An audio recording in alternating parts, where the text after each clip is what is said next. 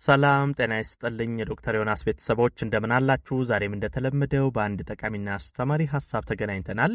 በዛሬ ፕሮግራም የምነግራችሁ ያለ ዕድሜ የሚያስረጁ ልምዶችን፣ ድርጊቶችን ይሆናል። ይሄ በተለይ በዕለት ተዕለት ክንውናችሁ ስር ባለማወቅ የምታደርጓቸው ነገሮች እንዴት ያለ ዕድሜያችሁ ቆዳችሁን እያበላሹ አቅማችሁን እየገደሉ ገና በወጣትነታችሁ ትልቅ ሰው እንድትመስሉ እያደረጋችሁ እንደሆነ በዚህ ቪዲዮ እናያለን። እስቲ ምን ተግባሮች ናቸው ያለ ዕድሜያችን እያስረጁን ያሉ ይሄ የእርጅና ምልክቶች ያለ ዕድሜያችን እንዲወጡብን የሚያደርጉ ቆዳችን በተለይ ቶሎ እንዲያረጅ እንዲሸበሸብ በቆዳ ላይ አላስፈላጊ ቡግሮች፣ ሽፍታዎች፣ ማዲያት እንደዚህ አይነት ነገሮች እንዲወጣብን የሚያደርጉ ነገሮች ምንድናቸው? እንዴት ወጣትነታችንን ለረጅም ጊዜ ማቆየት እንችላለን የሚለውን እናያለን። አብራችሁን ቆዩ። ለቻናሌ አዲስ ከሆናችሁ ዶክተር ዮናስ ነኝ። ይሄን መረጃ ላይክ እና ሼር አድርጋችሁ ሌሎችም ጋር እንዲደርስ አርጉ። ለቤት አዲስ የሆናችሁ ሰብስክራይብ በማድረግ ቤተሰብ ሁኑ።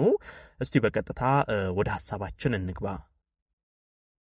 በመጀመሪያ ደረጃ ማንሳት የምፈልገው በጣም ብዙ ሰዎችን ያለ ዕድሜ እያስረጀ የሚገኘው ጣፋጭ ነገሮችን ማብዛት፣ ይሄ ጣፋጭ ምግቦችን ማብዛት። በነገራችን ላይ ጣፋጭ ነገሮች መመገብ ሰውነታችን ደስተኛ እንዲሆን ያደርጋል። ይሄ የደስታ ሆርሞን ሰውነት ላይ እንዲመነጭ ያደርጋል። ይሄ ጥሩ ነው። ነገር ግን ከልክ ሲያልፍ ነው የትኛውም ነገር ጉዳት። አሁን የተወሰነ ጣፋጭ ነገር አልፎ አልፎ መመገብ ይሄን ያህል ጉዳት የለውም። ለሰውነታችን የሚሰጣቸው የራሱ የሆኑ ነገሮች አሉ። ነገር ግን ይሄ ጣፋጭ ነገር በተለይ አዘውትራችሁ ይሄ ጣፋጭ እወዳለሁ የሚል አይነት አስተሳሰብ ካላችሁ ሻይም ስኳርም ይሄ ሻይ ቡናዎች ስትወስዱ ስኳር ማብዛት፣ ለስላሳ መጠጦች ማብዛት፣ ጣፋጭ ምግቦች ማብዛት እንዲህ አይነት ነገር አኗኗራችሁ ስር በደንብ የሚኖር ከሆነ ይሄ በተለይ ቆዳችሁ በከፍተኛ ሁኔታ እየተጎዳ እንዲሄድ ያደርጋል። በተለይ ይሸበሸባል። ቶሎ ቆዳችሁ እየላላ ይሄዳል።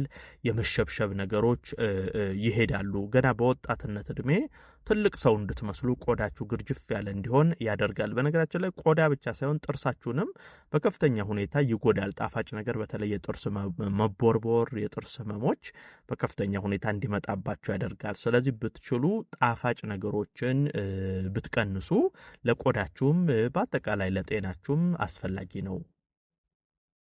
ሌላው ክብደት መጨመር ነው። እንግዲህ በጣም ብዙ ሰዎች ክብደት በሚጨምሩበት ጊዜ ግርጅፍ ማለት ትልቅ ሰው የመምሰል ነገሮች አሉ።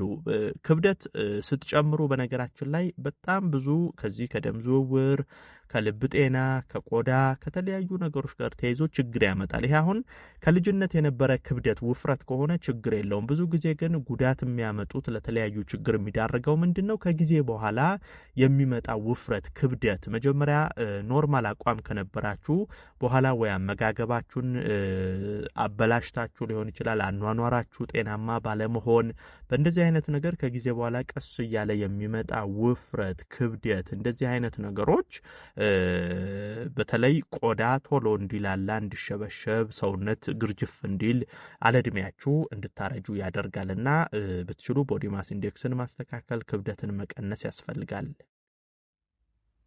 ሌላው በዚህ ውስጥ የአመጋገብ ላይ የተወሰነ ነገር ልበላችሁ። በነገራችን ላይ በተለይ ይሄ ከፋት ካላቸው ነገሮች ጋር አሁን ፋት ጤናማ የሆነ ፋት አለ፣ መጥፎ የሆነ ፋት አለ። አሁን ጤናማ ፋቶች ኦሜጋ 3 ፋቲ አሲድ ያለባቸው ልክ እንደ አሳ፣ ለውዝ እንደዚህ አይነት ነገሮች በልክ መመገብ ጥሩ ነው። በሳምንት አንዴ ሁለቴ ጤናማ ፋት ያላቸው ኦሜጋ 3 ያላቸው ምግቦችን ብትመገቡ ጥሩ ነው። ነገር ግን በተለይ ጠቃሚ ያልሆኑ ይሄ ከፋብሪካ ተቀነባብረው የሚወጡ ምግቦች በውስጣቸው አርቲፊሻል ነገሮች ያለባቸው እንዲህ አይነት ምግቦች ላይ ትኩረት የምታደርጉ ከሆነ የታሸጉ የስጋ ውጤቶች ሊሆን ይችላል፣ የተለያዩ መጠጦች ሊሆን ይችላል።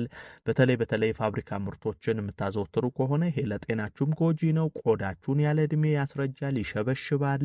በፊት ላይ ቡግር፣ ሽፍታዎች፣ የተለያዩ ችግሮች እንዲመጣ ያደርጋል። ቆዳን በከፍተኛ ሁኔታ ይገላል፣ አቅማችሁ እንዲዳከም ያደርጋል እና ብትችሉ ይሄ የፋብሪካ ምግቦች እንደዚህ አይነት ነገሮችን መቀነስና ኦርጋኒክ የሆኑ አትክልቶች፣ ፍራፍሬዎች እንደዚህ አይነት ነገሮች ላይ ትኩረት ብታደርጉ ለጤናም ለቆዳም ጥሩ ነው።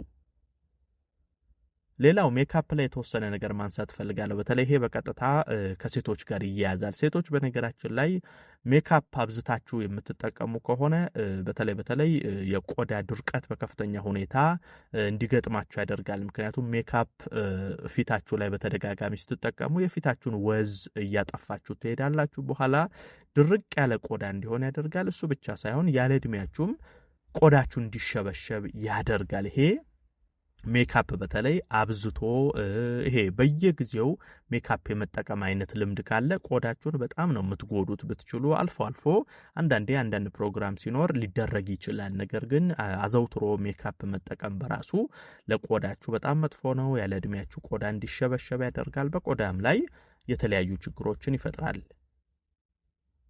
ሌላው አንድ ማንሳት የምፈልገው በተለይ ሴቶች ላይ ትዳር ውስጥ ጤናማ ግንኙነት ከሌለ ይሄ በነገራችን ላይ አንድ ሴት ልጅ አሁን በትዳሯ በጣም ደስተኛ ስትሆን ሰላማዊ ጤናማ ትዳር ሲኖራት ውበቷን በዛው ልክ ይጨምራል። ነገር ግን በትዳሯ ደስተኛ ካልሆነች፣ ብስጭት ካለባት፣ አለመስማማት፣ አለመግባባቶች ካሉ፣ የትዳር ህይወቷ የተበላሸ ከሆነ በተለይ ራሷን በጣም ትጥላለች፣ ቆዳዋ ይጎዳል። ማዲያት በተለይ ደግሞ በጊዜ እንዲወጣባት ያደርጋል። ፊቷ በማዲያት የተበላሸ አለጊዜው እርጅና የሚመጣባት፣ የተጨማደደ ሽበት ያለ እድሜ የሚመጣ እንደዚህ አይነት ነገሮች ይኖራሉ። ይሄ ብዙ ሴቶች ላይ በተለይ የሚታይ ነገር ነው። አንድ ሴት በትዳሯ ምቾት ከሌላት በሰውነቷ በመልኳ ያስታውቃል። ቆዳዋ በከፍተኛ ሁኔታ ይጎዳል። ስለዚህ ጤናማ ያልሆነ ትዳር በራሱ እድሜያችንን በጣም በከፍተኛ ሁኔታ እንድናረጅ እንደሚያደርግ፣ ወጣትነታችን ቶሎ እንዲሄድ እንደሚያደርግ ማወቅ ያስፈልጋልና በተቻለ አቅም እዛ ደረጃ ሳትደርሱ ትዳር ውስጥ ያሉ ችግሮችን ለመፍታት ትዳራችሁን ጤናማ፣ ሰላማዊ ለማድረግ መሞከር ያስፈልጋል።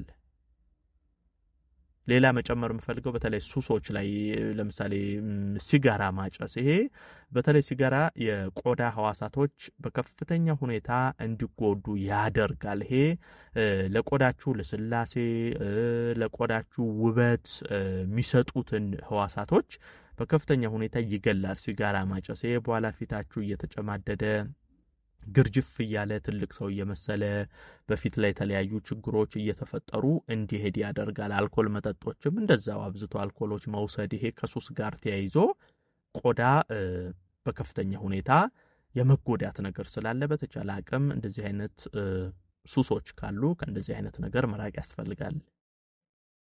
ሌላ አንድ መጨመር የምፈልገው በተለይ እንደ ዲፕሬሽን፣ ራስ ምታት እንደዚህ አይነት ህመሞች ካሉ እነዚህ በነገራችን ላይ ከአይምሮ ጫና ጋር ተያይዘው የሚመጡ ነገሮች በጣም ቆዳችንን የሚጎዱ ነገሮች ናቸው። ጭንቀት፣ ድብርት፣ ድባቴ፣ ዲፕሬሽን፣ ራስ ምታት በተደጋጋሚ ካለ እንዲህ አይነት ነገሮች ቆዳችን ቶሎ እንዲሸበሸብ እንዲያረጅ ያደርጋል። ራስ ምታት ተደጋጋሚ ካለባችሁ ሕክምና ተቋም ሄዳችሁ አስፈላጊውን ምርመራ አድርጋችሁ ከስር መሰረት ራስ ምታት ለምንድን ነው በተደጋጋሚ የሚከሰተው የሚለው ነገር ታውቆ መታከም አለበት። እነዚህ ነገሮች ቆዳችን ላይ ከፍተኛ ጉዳት ያመጣሉ።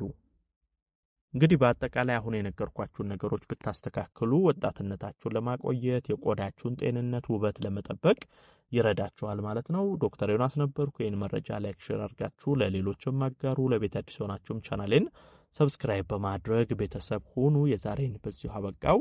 በቀጣይ ቀን ሌላ ጠቃሚና አስተማሪ ሐሳብ ይዤላችሁ ዳግም የምንገናኝ ይሆናል። እስከዛው በያላችሁበት መልካም ጊዜ